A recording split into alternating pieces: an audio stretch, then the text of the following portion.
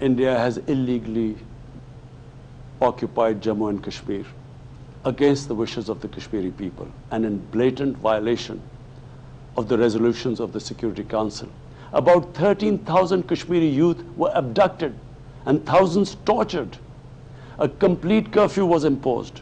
Indian occupation forces have used brute force, including pellet guns against peaceful protesters, including the destruction of entire neighborhoods, and extrajudicially murdered hundreds of innocent young Kashmiris in fake encounters. I want to make it clear that any attempt by the fascist, totalitarian, RSS-led Indian government to aggress against Pakistan will be met by a nation that will fight for its freedom to the end. वज़ीर-ए-आज़म ने अक़वाम मुत्तहिदा में एक बार फिर कश्मीरियों का मुकदमा पेश कर दिया। कहा, मकबूजा कश्मीर में इंसानी हुकूक की बदतरीन पामाली की जा रही है। 5 अगस्त को हक़ खुद इरादियत पर हमला करके मकबूजा वादी की कानूनी हैसियत तब्दील की गई। पुरअमन मुजाहिरीन पर पैलेट गन्स का इस्तेमाल हुआ। हज़ारों नौजवानों को उठाया गया। भारत ने जारहियत मुसल्लत की तो पाकिस्तान मुंह तोड़ जवाब देगा।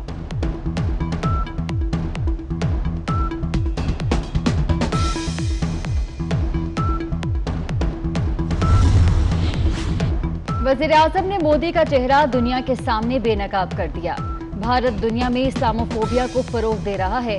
RSS ने नाजियों का नजरिया अपना लिया।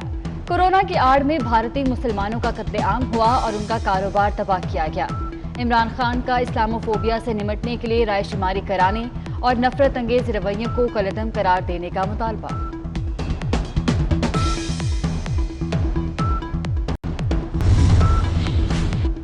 वज़ीर-ए-आज़म ने गरीब मुल्कों से लूटी गई दौलत की वापसी के लिए फ्रेमवर्क बनाने का मुतालबा कर दिया। कहा, गरीब ममालिक से पैसा करप्शन के जरिए अमीर ममालिक में पहुंच जाता है। अमीर मुल्क मनी लॉन्ड्रिंग करने वालों को तहफ़्फ़ुज़ देकर इंसानी हुकूक व इंसाफ की बात नहीं कर सकते। मनी लॉन्ड्रिंग पर काबू ना पाया गया तो अमीर और गरीब का फ़र्क मज़ीद बढ़ जाएगा।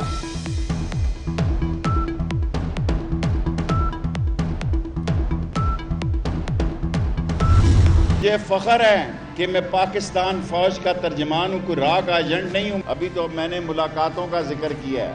अगर मैंने टेलीफोन डेटा आउट कर दिया तो इस मुल्क में क़यामत आ जाएगी। नवाज शरीफ को इक़्तिदार से निकालने वाली मरियम है। देखें, मरियम साहबा ने पहले नवाज शरीफ को मरवाया है, अब भी इंशाअल्लाह ताला नवाज शरीफ को मरवाएंगी। ना ये इस्तीफा देंगे, ना ये धरना देंगे और ना ही ये अदम एतमाद करेंगे। मैं तो चाहूँ तो मैं मुशर्रफ का खाता भी सारा आउट कर सकता हूँ। ये तो कमर जावेद बाजवा। अभी सिर्फ मुलाकातों का बताया है। टेलीफोन डेटा आउट किया तो कयामत आ जाएगी। कभी मैं बाहर बैठा होता हूँ, आपकी मुलाकात तवील हो जाती है। शेख रशीद की ओपोजिशन पर तनकीद।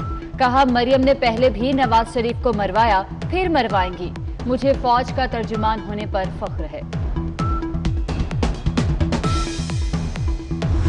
मैं उनकी सिर्फ चैलेंज को मैं कबूल करता हूँ। वो जिस जगह पर जहाँ चाहेंगे तशरीफ लाए और जिस तरीके से वो बात करेंगे, हम इंशाल्लाह उस चैलेंज को मैं कबूल करता हूँ।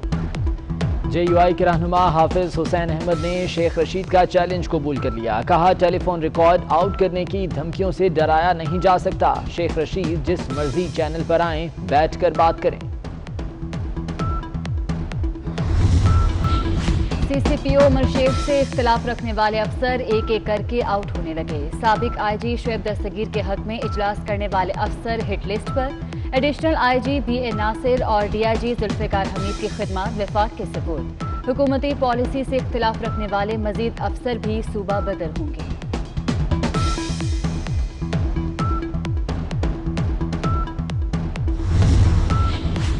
वज़ीर आला पंजाब ने कैप्टन रिटायर्ड जफर इकबाल को एडिशनल IG जनूबी पंजाब तैनात कर दिया। ये हुदा इनाम गनी के IG पंजाब बनने पर खाली हुआ था।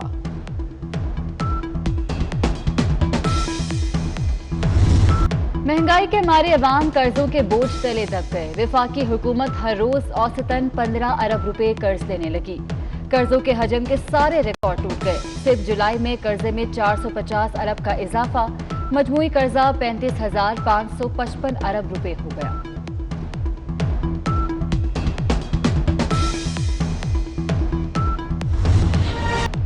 सुबह, दोपहर और शाम कराची वालों का सुकून हो गया बर्बाद, शहर में बिजली का बदतरीन बहरान। गैस से चलने वाले पावर प्लांट बंद होने से घंटों बिजली गायब रहने लगे। Clifton, DHA, Korangi, site area समेत दीगर इलाकों के रिहायशी परेशान।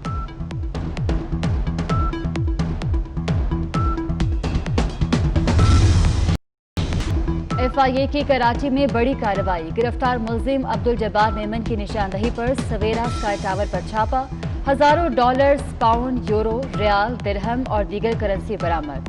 1200 तोले सोना और मनी लॉन्ड्रिंग के सबूत भी हाथ लग गए।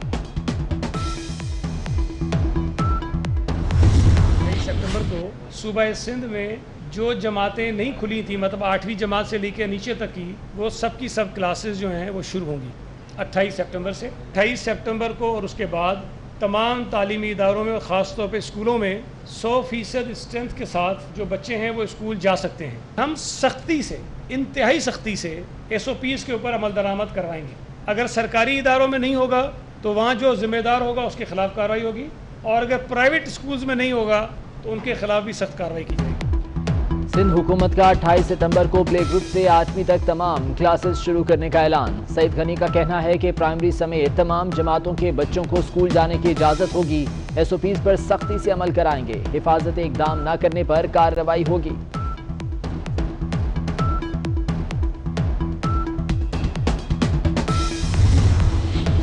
भारत में 11 पाकिस्तानियों का कत्ल, हिंदू बरादरी सरापा एहतजाज। इस्लामाबाद के डिप्लोमेटिक एनक्लेव के सामने कई घंटे धरना दिया। रमेश कुमार का कहना है कि भारत का चेहरा बेनकाब हो गया। आज कटास राज में इज्तिमाई पूजा करेंगे। बादल गर्मी की छुट्टी कराने के लिए तैयार, मरी और इस्लामाबाद में यालाबारी और बारिश। लाहौर में आज से पीर तक बादल बरसने की पेशगोई। KP में बुध तक बारिशें होंगी। कराची में समुद्री हवाएं चलने से गर्मी कम हो गई।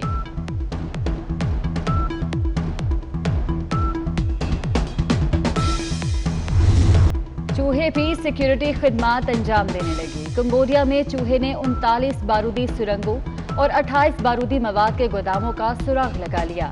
शानदार कारकर्दगी पर चूहे को गोल्ड मेडल दिया गया।